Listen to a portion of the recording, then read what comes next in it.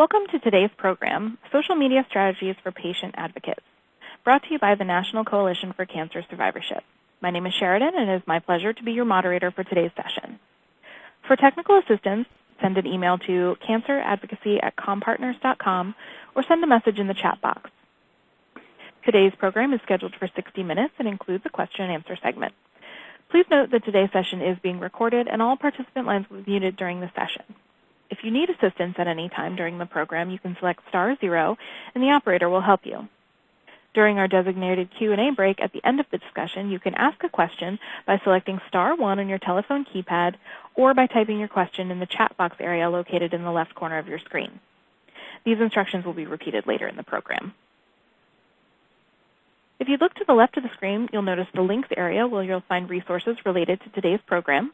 If you'd like a copy of the presentation, click on Presentation Slides to open and print a copy of the slides. And now it is my pleasure to introduce today's first speaker, Shelley Fold-Nasso, CEO of NCCS. Shelley, welcome to the program. Thank you very much, and thanks to everybody for participating. We're really happy to have you on the call today. And we have a great program. I want to thank our speakers for joining us today. Lori, Anne-Marie, and Alicia are going to give you a great overview of how to use social media in your advocacy.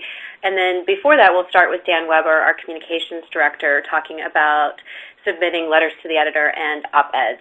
We decided to kind of mix up our webinars and do some that are focused on particular policy issues or research issues, like our last one earlier this year on shared decision making, with some webinars that are on skills, advocacy skill development. So that's why we thought this would be a great topic today. And for some of you who attended our symposium in June, you saw Anne-Marie tweeting away the whole day, and we thought she would be a great one to help lead us in a discussion about using Twitter in our advocacy. So before I turn it over to Dan, I just want to thank you again for joining, and also thank the whole team here at NCCS, and say that we're very delighted to have Kelsey Napodi back on staff as our advocacy manager. Many of you know her. If you don't, you will get to know her, and we are so happy to have her back, and she's done a great job working with everyone to pull this webinar together today. So thanks again for joining. Please don't hesitate to ask questions during the webinar in the chat box, and I will turn it over to Dan. All right, thanks so much, Shelley. Hi, everyone. As Shelley mentioned, we're very excited about today's webinar and looking forward to the guest speakers to talk about social media. But we couldn't pass on the opportunity to do a quick plug for op-eds and letters to the editor. They're very important to advocacy work and can also play a key role in your social media efforts.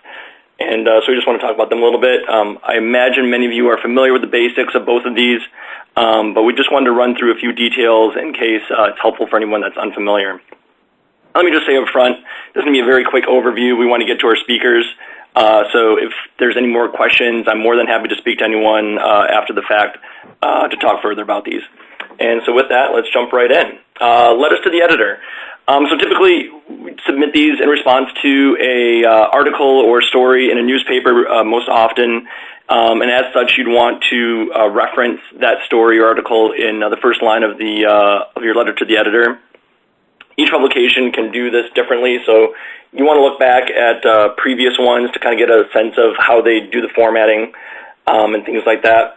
You want to state your opinion as soon as possible in the letter to the editor. Preferably in the first line if you can. Depending on the type of article and the point that they're making, sometimes you have to stay positive, and so you might want to do that pivot in the second sentence, but that really depends on case-by-case basis. And really want to focus on making one point.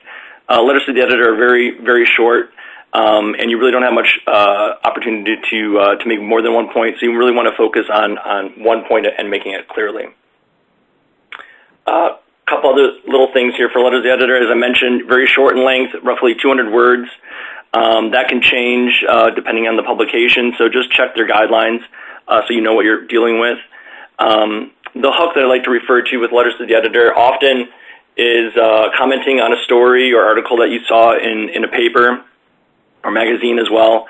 But I also wanted to mention that it can be a local issue. For example, let's say that there was an event in your local community and that paper didn't cover it or something like that. That could be an opportunity to reach out to the editors and write a letter and say, this was a great event, this is, and disappointed that folks weren't there, and here's why, or something like that, and just to offer a second viewpoint. The hook sometimes with letters to the editor can be a little difficult in terms of timing. You need to be a quick response, and usually you want to submit a letter to the editor later that day if possible, or the next day at the latest. That gives the paper time for their planning purposes and printing, so you don't want to wait too long on it. And as I said, this is usually in traditional media, so newspapers, magazines, journals, and those kinds of things. And with that, let's jump right into op-eds real quick. Formatting's a little bit longer, 450 to 700 words, but again, check your publications guidelines for that. For example, the New York Times will look at anything up to 1,200 words, so that gives you quite a bit of opportunity to get your message out there. The hook with op-eds can be a lot broader. Most typically, it'll be talking about a hot topic or current event that's been in the news. But I also want to, throw out there that it can be just looking at an issue from a different perspective or voicing a personal perspective. That can be very captivating and a draw for an editor. Timing really depends on the topic of your op-ed, and that can, if it's a current event, you're going to want to get something in sooner rather than later. But if it's a different perspective, there's more leeway in that. And publishing op-eds, that can be both traditional media, newspapers, magazines, journals, but also new media, blogs, online forums, newsletters. There's any number of places that you can go to look about getting something published. And I just wanted to share quickly, this is a quote from an editor at the New York Times, and I just wanted to highlight something that she said, referring to, that they want a diversity of voices and opinions, and that they're interested in everything. And I believe a similar sentiment is shared by, folks in newspapers and magazines at different publications across the country. We don't want to, cut ourselves short about what we want to talk about and what we want to highlight, especially in the advocacy that we're doing, and especially if we're looking at it from a different perspective or a fresh perspective. People are interested in that, and we should take the opportunity to help get that message out. And then just a couple of things to keep in mind. Op-eds and letters to the editor are usually kind of referenced as earned media, and it's just that it takes effort to get it out there. I usually think of earned media as a little bit like baseball. You get up to the plate and you keep swinging away. Sometimes you make contact, sometimes you strike out, but you have to keep swinging. And that kind of ties into the second thing of if at first you don't succeed, try and try again. Especially with op-eds, if you go through the trouble of drafting an op-ed and checking it and everything like that, I suggest having a list of outlets that you could send it to. If you submit it to the New York Times at first and they pass, who's your second one that you can go to, and have a tier and that you can go down the line, and just keep pushing to have that published. One quick thing that I do want to say on that is, just be sure that the previous publication passes on it. You don't want to get to a situation where you send your op-ed to multiple outlets and then they all say yes to it. You can really get into some tricky issues about having it published in multiple places and things like that. So make sure that you kind of go through a checklist. Get to know your editors in your area and reporters that cover issues that you're interested in, and feel free to reach out to them. I've often reached out to an editor about a topic that we were bouncing around, and just say, hey, this is what we're thinking about. Is this something that you all might be interested in? And they're more often willing to give you their feedback, or maybe not this time, but something else, and just to have that back and forth, especially on like commemorations or certain months that are like an awareness month. That it's coming up, and it's something that you could pitch to an editor. And just wanted to say, source your information and keep track of it, especially in op-eds. You're going to be referring to multiple pieces of data and things like that. It's just very helpful to have that all categorized and easy to access. If an editor is doing their job correctly, they're going to fact check your op-ed, and if they come back to you with questions, It's going to help your cause a lot to have that information ready to go and ready to get back to them, so they can turn that around and for their planning purposes, and increases your chances of getting published. And so with that, hopefully it's your turn, and want you to not be intimidated or discouraged by the process. It's a process, as I said, we all have important experiences and perspectives that deserve to be shared, and op-eds and letters to the editor can be a really great opportunity in doing that. And if it helps to get started, Kelsey and I are more than happy to review drafts and bounce around ideas, and I'm also happy to discuss offline different topics or angles or hooks or whatever you have in mind in terms of an approach. If I can be helpful, please let me know. For all of you, there's our NCCS's Twitter handle. Would love to connect, and there's my contact information if you would like to follow up at another time. Dan, before we go on, we have one question from the audience. It said, in a letter to the editor, the salutation might be to the editor. What is a salutation used for an op-ed? You wouldn't put a salutation on an op-ed. You're just going to have like a title, and you're just going to jump right into it. At the bottom of the op-ed, they're going to have your closing, so you'll want to include that in the So like a statement like, Dan Weber is Communications Director for the National Coalition. Correct. Exactly. I have one more question. So you talked about the letter to the editor for like an event that they should have covered. Like they're probably not going to publish that, right? But is it still valuable to send them a letter when you don't think it's going to necessarily get published, but you want them to know and think about it? Absolutely. It puts you on their radar, and it's an opportunity to interact with them and for them to get to know you and you to get to know them.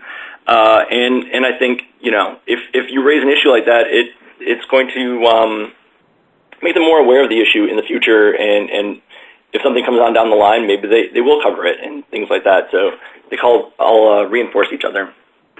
Great. One thing, did you want to mention the 2 templates? Oh, I'm sorry. Yeah, we've drafted a template for the op-ed and a letter to the editor that everyone will have access to. Just to see kind of the structure and flow, and potentially some language that you might want to pull in there. So take a look at those, and again, happy to discuss those further if you have questions on those.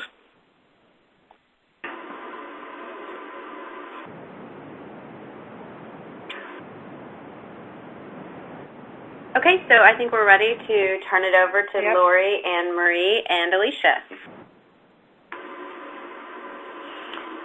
Good afternoon. My name is Alicia Staley, and I'm going to kick off the piece that we're going to do on social media for patient advocacy. I'm specifically going to talk about do a high-level overview of the tools that are available for advocates to use on social media. And then Anne-Marie and Lori will actually do a little bit of a deeper dive into how to use these social media tools in very specific outreach settings. So let's get started. A little bit of background on myself. I'm the Patient Advocacy Manager at Cure Forward, which is a startup company in Cambridge, Massachusetts, working to help cancer patients find clinical trials. Myself, I'm actually a 3-time cancer survivor. I had lymphoma when I was a young adult and have subsequently had 2 diagnoses of breast cancer. And I joined Twitter in 2008, and sometimes I say the rest is history because that's essentially how I started on my advocacy path. So through social media, I learned a great deal about organizations like the National Coalition for Cancer Survivorship and the messaging that they're trying to share with a wider audience. And I just feel like this is an excellent space for me to be in these days. So let's get started. Advocacy. I'd like to do just a quick review of some of the key things about advocacy. We're working as patient advocates and individuals and organizations to really help support organizations that are doing work around cancer and policies that need to be set for further research and survivorship care. And it's just good practice, I feel like, to just sort of ground ourselves in where we need to go with our advocacy. Next. So what does advocacy look like in today's world? We used to have, the primary focus for advocacy and outreach efforts used to be things like mailings and newsletters, and once a year it could be an annual report for an organization. And in today's day and age, those, while still effective, aren't necessarily getting the reach that you need to keep your message timely and actionable. So with new tools, in particular social media, which we're obviously going to discuss today, there's new ways to communicate with constituents and people that are interested in your advocacy efforts, not only as an individual patient advocate, but as an organization you might volunteer for.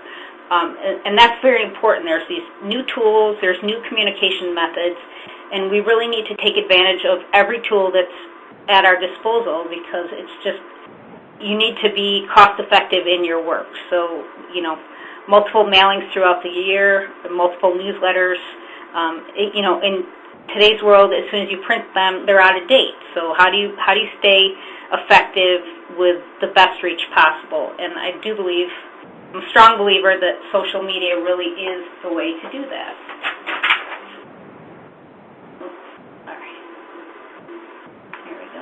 So what is social media? A lot of people get scared when you start talking about social media, and they think it's a series of tools that just aren't accessible to the average person. But actually, if you're on Facebook, you're already participating in social media. Social media is just a broad term for digital tools and technologies that allow individuals and organizations to connect in a larger scale than ever before and share information. So for me, social media is really about information sharing. And information is really a currency in a way that we exchange information with other patients and the way that we exchange information with other advocacy groups. It's just a very important mechanism for sharing and collaborating. And the key really is, the different organizations and communities that you can participate in social media just is so expansive. It's larger than it's ever been before. So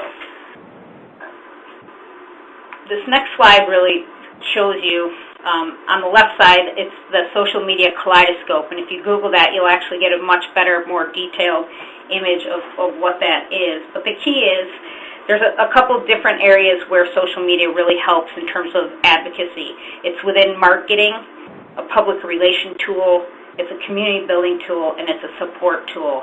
And all those different shades in that kaleidoscope show you all the different tools that are available to help you with those particular components of a communication structure.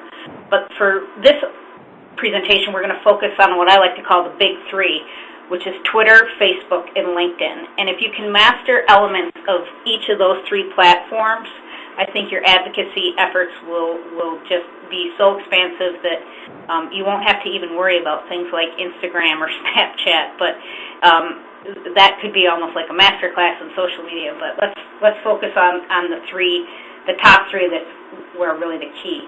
The things that I like to call out on Twitter is, right now it's considered the largest social networking tool in the world. Actually, there's 560 million users of Twitter, but compared to Facebook has 1 billion users that are signed up. But in terms of active engagement, Twitter actually wins out in terms of communication and messaging.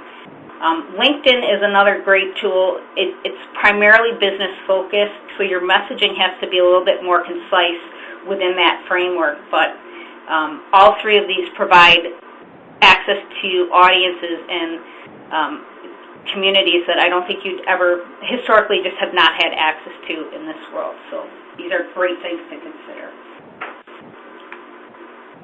For me, advocacy and social media is really the perfect match in terms of expanding your message. You can target your message based on the audience that you participate in. You can reach new constituents And you can really build out new brand ambassadorships on all three of these platforms fairly quickly and for a low cost. I mean, every time you're sharing a press release or a letter to the editor or newsletters like that, you have a new mechanism for sharing and expanding on that message in a way that you've never been able to do before. So you're literally taking communications that you've done, traditional communications that you've done in the past, and you're layering a level of collaboration on it that we've never been able to do before. And this really helps you build stronger, more engaging communities. According to American Cancer Society, there's 15.5 million cancer survivors in the U.S. right now, and that number is expected to go to 20 million by the year 2026.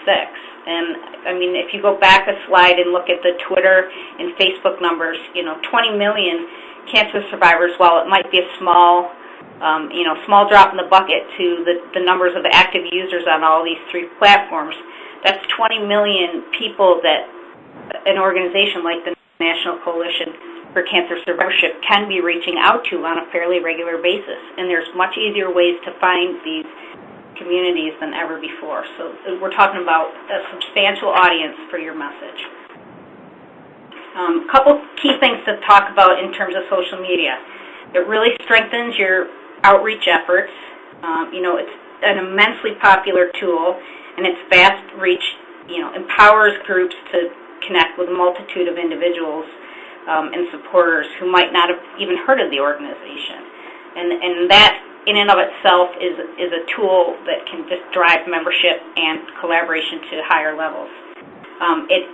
The key thing about social media, too, is it actually enables this, what I call an engaging feedback loop. So for every thing that you share on social media, you have an opportunity to have people comment and collaborate with you in ways that we couldn't do before. So if messaging isn't resonating with a patient population or an outreach group, you have the opportunity to tweak it in a way that you've never been able to do before and really strengthen and highlight what you want to say. So for me, 3 rules for success. It goes without saying, but it's always good to refresh this thought. Never post anything on social media that you wouldn't want published on the front page of the New York Times. So while you think that social media and the messaging that accompanies these platforms might be very quick and, off into Never Never Land, these words can come back to haunt organizations and advocates. So make sure what you're sharing is something that you want to say out loud, because social media is an out loud kind of tool. So that leads right into number 2, be polite and respectful. And once you get started on social media, you have to be consistent. You have to be consistent with the messaging that you're sharing, and stay engaged, or it looks like you're sort of falling off with your advocacy efforts. And then again, 3 tools for success. We're going to go with Twitter, Facebook, and LinkedIn. Twitter, the key is it's a fast messaging service. It's built. You can build out your network very, very quickly in Twitter. Facebook, it's a longer form content with more images, perhaps some short videos. You have the ability to connect with existing groups and communities that are already having conversations on the Facebook platform. So if you go in and type cancer survivorship in Facebook, you're going to find a multitude of communities that are out there talking about the topics that you might find very relevant today. Again, LinkedIn is a great networking tool helps you with fundraising efforts, business development efforts, and it's excellent for advocacy outreach in general. So we're going to talk about Twitter just really quickly. So Twitter is a messaging platform. You're limited to 140 characters per tweet. So you will very quickly become a very concise writer the more time that you spend on Twitter. They're short messages. You can attach a link to a website. So if you want to share an article that you might have posted on your website, you've got the ability to do that and add a little commentary and basically send it out into the tweet stream. You can find other advocates or other organizations on Twitter that are talking about some of the conversations that you might be interested in by simply searching for different hashtags or keywords. So if you go to search.twitter.com, you'll be able to basically uncover any kind of community that you'd like to talk to. And it's a very fast way to build a community and a network.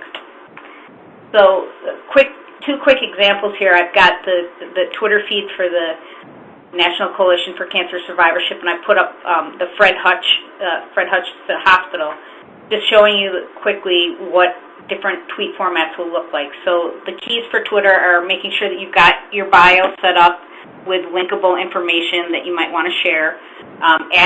Make sure you add your picture or your organization's logo. Start tweeting, be consistent, and don't be afraid to spend a little money on sponsored tweets. If you've got an event coming up for something as little as $100, you can get some wide-ranging exposure on Twitter ads, which actually pay themselves back very quickly based on the reach that you get. Facebook, again, it's longer-form content and messaging, and you can engage and collaborate on topics that are very relevant for your organization. The image here is just showing you a snapshot of the Fred Hutch Center. It's an engaging logo. They're using images and graphics to pull in sort of like the visual eyeball, if you will. They're very appealing way to engage users, and it shows up in your Facebook feed. Almost everybody's got a Facebook account now. They see the news feed go by, and it's just a quick way to pull in readers and targeted traffic. So again, here's two different groups. I showed the NCCS again, and another group that does a really good job on Facebook is Joslin Diabetes Center. You might want to spend a little time familiarizing yourself with different Facebook setup and different group setups like this, where they're very consistent and engaging in the specific communities that they're working in. And Jocelyn does a great job with having a back and forth, a very communicative platform and setup. Now, LinkedIn, this is really the last one that we're going to go through, but the key for LinkedIn is keeping your profile up to date, making sure that you have all your relevant advisory roles and projects on your personal LinkedIn profile, but if you're working on behalf of an organization, making sure that you have all that information up to date on the group page as well within LinkedIn. You can network with other advocacy groups. You can join different conversations within LinkedIn and basically highlight different topics that need to be addressed in the advocacy field. And then you have the opportunity to follow thought leaders, so people that might not necessarily be within the cancer space, but provide maybe some technical expertise or fundraising expertise. You can sort of go beyond your scope of the network that you're in and look for other policy and research-oriented information that can be very important and timely for your organization. So now that I've given you a nice, quick, brief overview of some of the three keys of these tools, I'm going to pass it over to Anne-Marie and let her get started on conferences and research.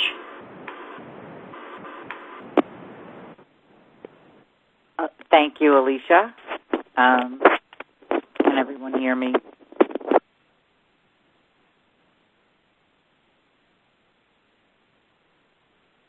It's Anne-Marie Ciccarella, and I need a verification that everyone can hear me because I think my phone cut out.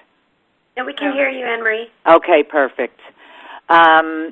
So I'm Anne-Marie Ciccarella, and it's appropriate actually for me to be in between Alicia and Lori because my activity on social media began because of Alicia building a community around a hashtag for breast cancer social media, and Lori, who gave me the confidence to step out of the 2D world and pull myself into the 3D world and sit in on conferences and do some live tweeting for them. And we were kind of tag team members for a couple of conferences.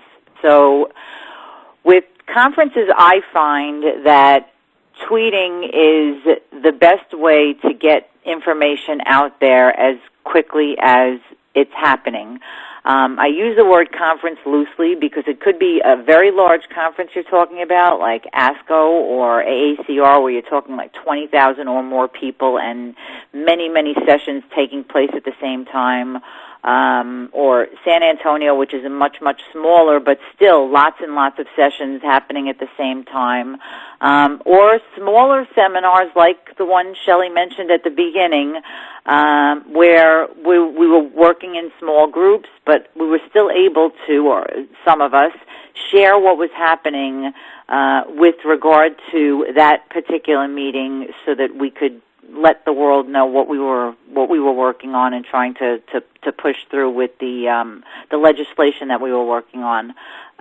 So that's the broad overview. But why would you tweet about at a conference or about key events?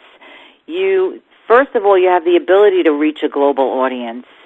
And you're addressing the needs of people who maybe can't travel because of work or because they have family issues or their own health, even financial constraints. The other part of that is even event attendees tend to watch the tweet stream on a hashtag, and you can see what's happening in other sessions, and I have witnessed myself a mass exodus from one room to another because there seems to be a lively conversation going on in another area. And if it's not some gigantic convention center, you'll see people running from one room to another, which I find to be very humorous. But you have the potential to reach a whole new audience if they're looking at a Twitter feed. Now, how does this happen? It started for me really in 2012, where I was in attendance at the San Antonio Breast Cancer Symposium. This is metrics put together by a company called Simpler, and there's links later on that you can go to see how this all works. But I was there and I was live tweeting here.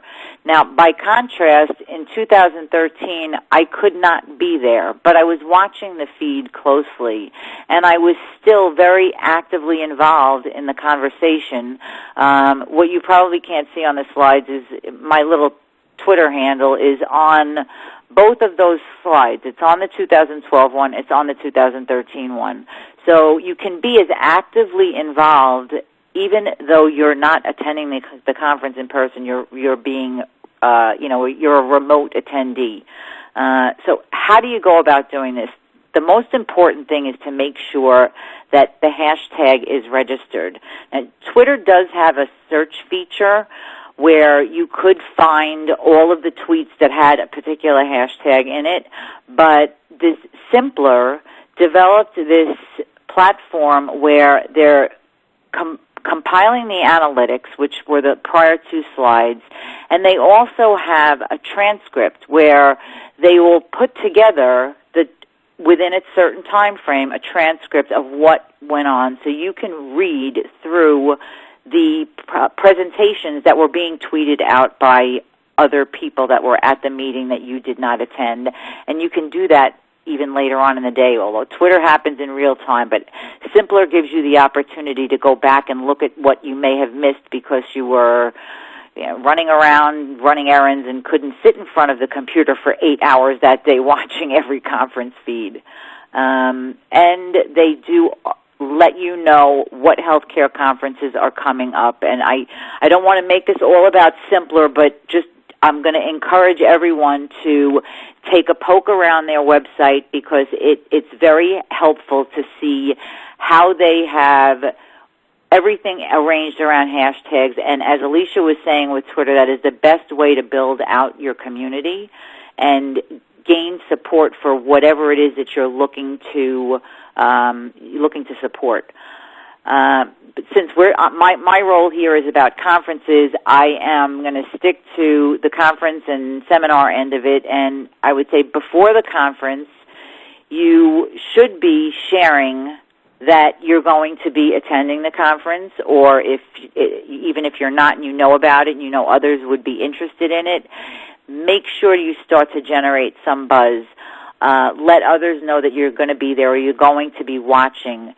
Direct the tweets with the conference hashtag into the communities that you know it would be of interest to. So, for example, with Survivorship, you want to be. We're all about cancer survivorship. So you want to reach into the cancer communities and let them know, hey, NCCS is doing something, and you have the little hashtag, and this is when the meeting is, and you start hashtagging it out to the lung cancer community, the breast cancer community. Pretty much every cancer has their own hashtag these days, and I want to say Matt Katz wrote a paper and explained all of this. So it's in the medical journals at this point. In advance of the conference, also, you could make a list of people to follow. Twitter has a great feature that allows you to do that. You can make a public list or you can make a private list if you want to have a list of people and you don't want the whole world to see who it is that you kind of like having a little bit more respect for what they're saying than someone else. Some organizations do put out public lists in advance of, and that's a really pretty decent way of letting everyone know. I know ASCO did it. They let everyone know who's going to be tweeting based on their knowledge of prior meetings and whose reputations and tweets can be counted on. Once you're at the conference, it is extremely important, if you're tweeting from a session, that you let the audience know, your Twitter audience know what the session is about and whose words you're transmitting to them. It's a good idea for speakers, and we don't always do it, to have their Twitter handle on every single slide. That would be for the presenters that may be in the audience, or any patient advocates that may have the opportunity to present in a public space. Your Twitter handle on the bottom is most helpful for people like me sitting in the audience trying to tweet what you're saying and can't scribble your Twitter handle down fast enough on a piece of paper, but I want to make sure that I am crediting the proper person. Watch the hashtag. If others are tweeting things that you may have missed, make sure you share it. If you meet up with somebody that you know is popular within the community, definitely snap photos, and the photos are very well received. I just came back from a meeting in Chicago, and it was kind of thrilling to see all the photos pop up of people. The other thing, it depends on the conference, it depends on the researchers. If it's permitted, it's actually a very good thing to be able to snap a slide, a photograph of a slide, and pop that up on Twitter. That way you're not misquoting something that may be getting said. The words are right there, right on your tweet. So now we move over to sharing research findings, and that may be better done on Facebook. And the only reason why I personally feel that way is because if I want to share research, I want to infuse my own opinion about the research into the conversation or the discussion. I want to make sure that people understand that I read it, and that this is of interest to a particular community, and then locate the Facebook groups where they are going to be interested, whether it's hereditary cancer, and there's a group for that. There's kind of like there's groups for everything, like Apple. There's an app for that. Well, there's Facebook groups for that too. If there are videos that come out of meetings or press releases to share early research, it's okay to share that. It should be. You can share it on Twitter. You can share it on Facebook. But the most important thing is to make sure you're hashtagging everything so that you're reaching into audiences. And you can now, it's not recently, it's fairly for a while now, Facebook uses hashtags as well as Twitter. The kind of best practices for sharing really anything on social media, don't sensationalize what you're putting out there. If you're sharing some sort of research, I like to use the words "not ready for prime time." We all see pretty much every day that there's a major breakthrough in cancer research, and then when you dig deeper and you read into the paper, you see it's in a petri dish, or they're just getting ready to do animal studies, and you don't want to hype the community, so be sure to read and know what you're tweeting about so that you're not posting false hope or hype, and let people know, hey, this is in the pipeline. Who knows how quickly it could get somewhere, but it's not quite ready for prime time. If you're not sure and you want to, as an advocate, you still want to share something, but you're not so sure, there are doctors and researchers that participate in the open space of Twitter, and ask them, tag them in the tweet and say, what's your take on this? And chances are they are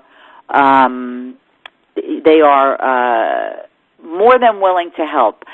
The important thing to know is when you're tweeting from a meeting or you're sharing research in a published journal, meeting is a presentation of findings that has not yet been peer-reviewed, and journal is, it's been peer-reviewed, which generally speaking, that could be a 2-year process from when something, I'm speaking now from the San Antonio slides.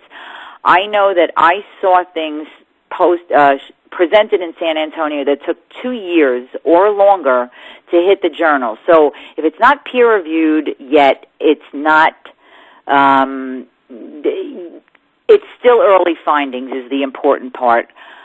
The most important thing is to make sure that you are building a reputation by being social, by being respectful. Fact check everything. As Alicia mentioned, when you post it, it's there forever. We've seen tweets of political candidates most recently pop up from years ago. So if people want to find it, they're going to find it. So if you put it out there, if you hit that enter button, make sure that you're okay with the fact that even if you delete it, it may not go away. If someone happened to screen grab something, it's there. So with that, I just want to close by saying, position yourself as a trustworthy person, someone that's going to be sharing credible information, and someone that is reasonable in their position. You can't dig your heels in and expect that you're going to build a community if you're not willing to collaborate, if you're not willing to listen to others, if you take care in the way you word things so that others can hear it. Prepare yourself for backlash in certain cases, but understand that either you're going to agree to disagree or you're going to have to discern when it's best to just ignore, because there are trolls out there. And with that, I am turning this over to Lori, who will talk about the policy part of this. Thank you. Hi, everyone. It's great to be here. My name is Lori Marx-Rubiner. I am an independent advocate with a focus on research and policy, and I'm really excited to talk to you about using social media within the world of policy and legislative advocacy. I'm going to focus today on these 3 areas: Hill Days, remote participation, and legislative support.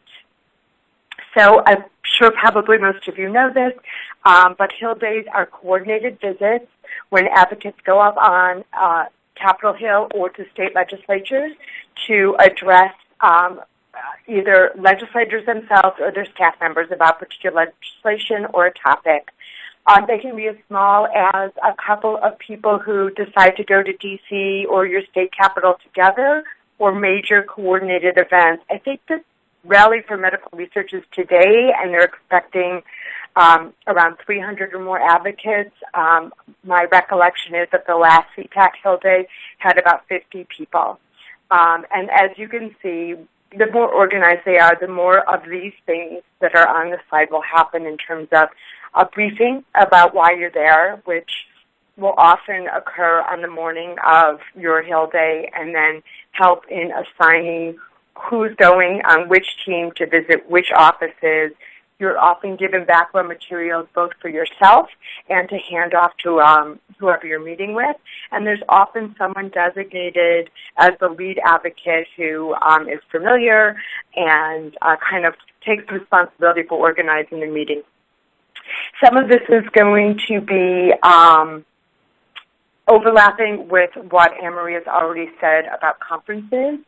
Before you go, you want to make sure that you start following your members of Congress, both the ones that you're visiting and anyone who you are familiar with or who represents you personally.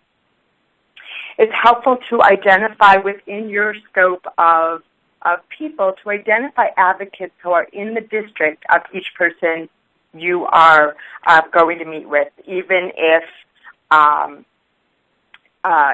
they can't go. Keep in mind that members of Congress have their primary commitment to their own constituents. And so when you identify that constituent and get them on board, you're making a much stronger connection. And then obviously you want to leverage your social network, the people you know, the people who are following the same hashtags you're following, and make sure that they're aware that you'll be tweeting, and ask them to join you in retweeting if they're not attending the conference. Before you get up on the Hill, it's often helpful to let the office know you're coming, you're looking forward to meeting with them, and make a clear ask. I'm coming to talk to you about, and include a bill number, or I'm coming to talk to you about funding for this kind of research. Once you're on the Hill, you're going to engage in a dialogue, and you want to record any commitments that a member makes or a staff member makes. You want to record any concerns that they express. That's something that either you or the organization you're there with will want to follow up on. Usually if there's a lead person in the room, they'll take responsibility for that. You also want to share whatever victories you get. So if they make a commitment, you want to make sure that your people know and that their people know. So you want to make sure that you've constructed your tweets accordingly. So this is one example that includes the name of the representative, the Twitter handle for the representative who joined us, acknowledge his relationship with cancer. Real Hope Is was the hashtag for the AACR, ASCO, and AACI Hill Day last spring, and so I've tagged all three of those and used that hashtag, which is what people were following that day. You will often end up meeting with staffers rather than representatives or senators. That can really be a good thing. There's a couple of advantages. First of all, that staffer is more likely to know the ins and outs and details of whatever it is you're there meeting about, because they will often be assigned a portfolio that includes your topic. Second of all, they have more time and can give you greater attention. And third of all, you're more likely to develop an ongoing relationship with the staff person. So snap a picture with them, thank them on Twitter when you leave the office. We'll get to that in a second. But make sure you're clear that that's where you're developing your relationship. After you leave the office, you want to send that thank you note as quickly as thank you tweet rather as quickly as you can. It doesn't replace a subsequent thank you note, but it's good to get it out there quickly. If there's a picture with you and the staffer, you should send that along. As Anne-Marie said, visuals are really good. Don't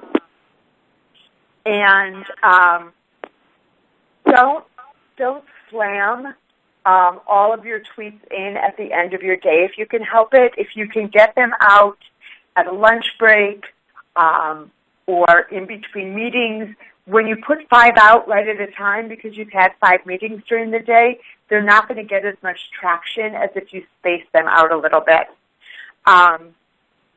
Make sure you acknowledge anyone who has sponsored legislation, signed on to legislation, or signed on to a Dear Colleague letter because they're firmly in support of what you're doing. If there are legislators who aren't really supportive, thank them for their time nonetheless. That's going to happen. You're actually there to help them understand why this is an important issue to them. Not everyone is ready to sign on when you're there in the office. And then afterwards, you want to follow along. If it's a piece of legislation, you're there, check up and see if there's any further information about where this member of Congress stands. And when there is, tweet that out as well using those same earlier hashtags. You can also use Facebook, blogs, LinkedIn. Those are places for you to include more content than a tweet allows and to let people understand why you've taken your position, what you understand from the larger experience of the event. It's also good to include your links to your members of Congress in there. Okay. So we went over this a little bit. When you do compose a tweet, you want to make sure you're targeting your message. So use those hashtags. Tags you should be looking for are the name or tag for the legislation, the name of the disease or communities, and you want to try and keep it to no more than 2 or 3. And when you can work them into your text, it's a little bit easier than if you tag them all onto the end. And you also want to direct your tweets. So you want to use the member's hashtag, handle, and the group name. So if you're there with NCCS, you want to make sure that their Twitter handle is in there as well. Remote participation. So as Anne-Marie already said, not everyone can afford, is well enough to travel, has the time to get there. People can still participate actively remotely, and this is true for conferences as well as Hill Days. You want to try and make sure they get briefing materials if possible, that they're also following their members of Congress, that they're following you, and that they're familiar with the hashtags that will be used for the day. So, for example, the spring Real Hope is Hill Day was a tag that the AACR was getting out to their people in the weeks before anyone went up on the Hill. So followers of AACR knew that Real Hope would be where they would find information on the Hill Day. Also on that day, it's important that whoever is participating remotely follows the representative feed as well as the event tag. And using devices like Sampler, like Hootsuite, where you can narrow the universe of Twitter to those topics is very helpful and will speed things along. And like someone who goes up on the Hill, you want to follow up with the staffer. You want to continue to follow that member of Congress. Remote people, too, can focus on Facebook to share a broader message or a link to your message. And the same thing goes with those tags that we already discussed. And I think that's, I'm sorry, I skipped one, legislative support. So just a couple of tips. Follow, identify, and use the hashtags for the bills that are being presented. Look for companion legislation, something that's coming up in both the House and the Senate. And something like govtrack.us is an amazing website to follow legislation, get archived history, know who signed on to it, and things like that. It's a really wonderful tool. Again, you want to connect with like-minded communities using hashtags on Twitter and on Facebook. Share with your followers. and keep things updated. Have an ongoing dialogue about what's happening with the legislation and why it matters, and use those tools that allow you more space to explain your positions.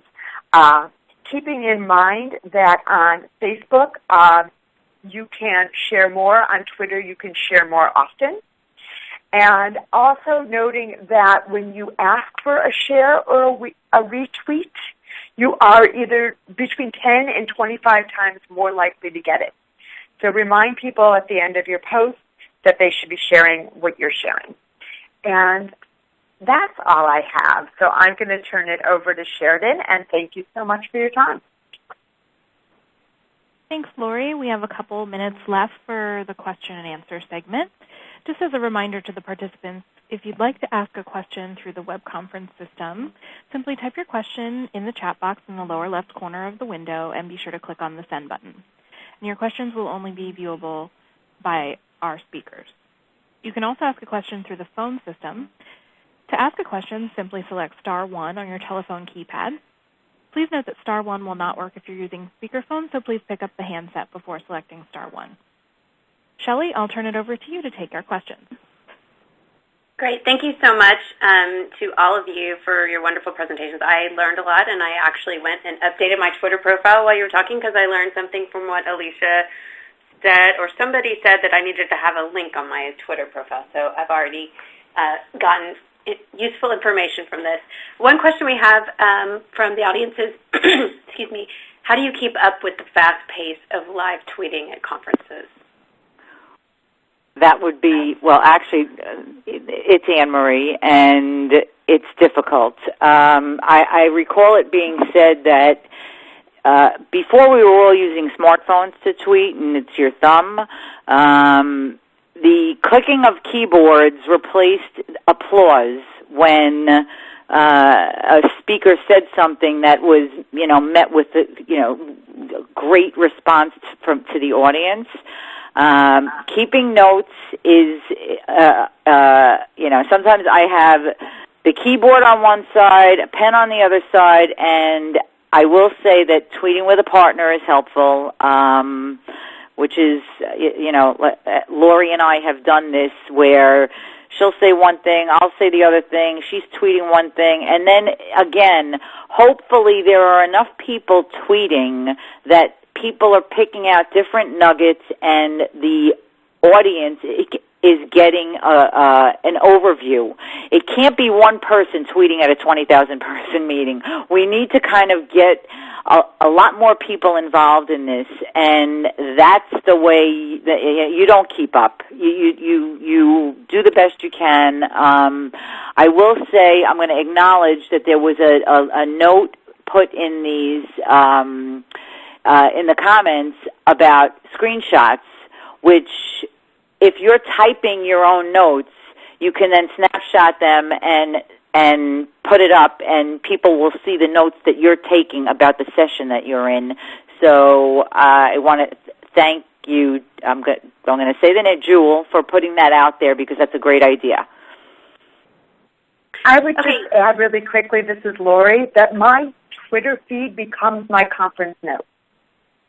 So it's helpful to not feel like you need to do both. Okay, great. Here's another question from Alicia. It says, you mentioned that we should take pics of slides, which is great advice. In doing so, do we assume that the speakers have agreed to have their information shared prior to the conference? Or are there any issues with that? That's actually a really good question. And usually they'll make a statement at the conference, and I've seen this happen before, that they'll say, no, don't take any pictures of this information. It's yet to be, fully published. And it's always a good question to ask when you're going to a conference. Just have them quickly go through the rules for what can be shared and what can't be shared. I've never had any conferences come back to me and say, don't share that haven't specifically said it in their presentation in advance. So, I think it is a good, it's a great question. Yeah, I think it's just become so common now that it's expected.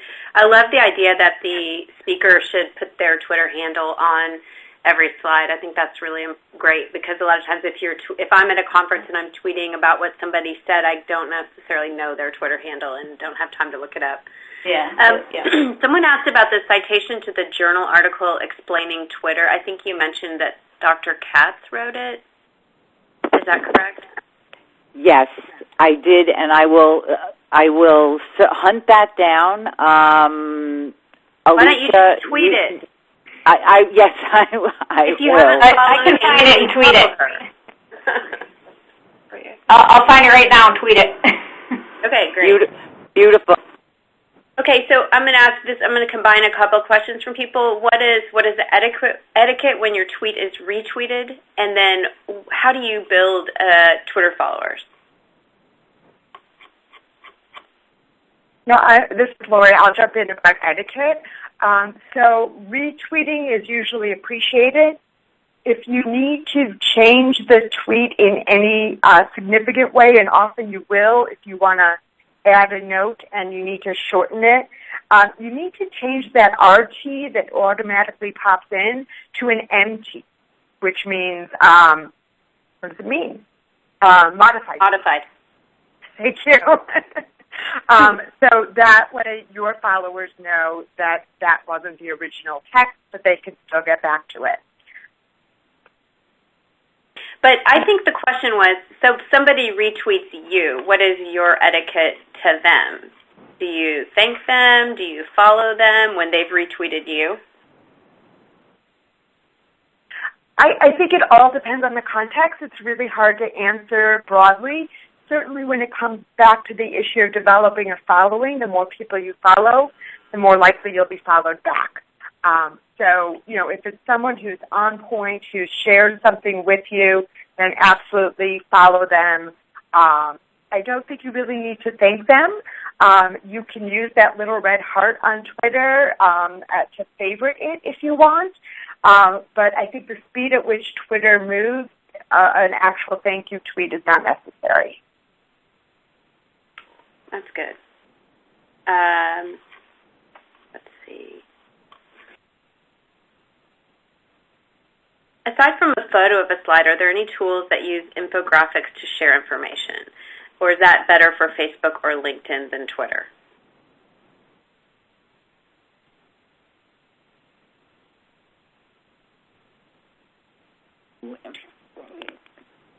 I think infographics is Alicia's specialty, and I just saw a note that she may have gotten dropped from the call. out. Okay. I think that's a great question, but we don't have the answer right now. Here's another one. How do you block spam tweeters? You just block them. There's a button on Twitter where you can block or you can report. And if someone is really putting offensive information out there, you can report them to Twitter. And Twitter will generally suspend the account. I mean, I just looked at something on my, a report that I get, and it showed 3 accounts suspended. I didn't report them because I've kind of been a little bit like out of town for a while, so I haven't been as active on social media as I should be or could be, and I don't know who reported them, but they were clearly spammer accounts. So blocking them will stop them from popping up in your feed. You won't see their tweets anymore. And if they're, I know that when we launched a specific hashtag around a project, we started to see, a couple of X-rated people started following, and we had to weed that out and make sure to, we don't want that, because you don't want that in your feed. You don't want to discredit what you're trying so hard to build. Mm. Okay, and I'm going to ask one more question, and then I think we have to wrap it up. So you talked about hashtag, if you're tweeting from a conference, hashtagging. So how do you know what hashtags to include other than the conference hashtag so that more people will see it? Well, if for example, if the easiest one is the most obvious one. San Antonio in December is all about breast cancer. Thanks to, Alicia's hard work in building community, I would be hashtagging BCSM because I know that that's the breast cancer social media. But, again, to go back to simpler, if you look at the page where they have the conferences and you click on each conference, it'll show you related hashtags.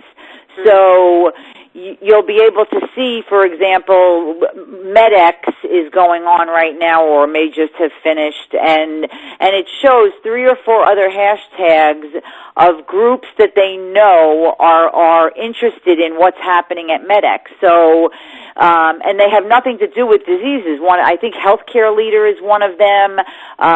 So Simpler is a great place for all sorts of information like that, like how do I find these groups? And because they have a disease hashtag list, they have a tweet chat list, they have a conference list.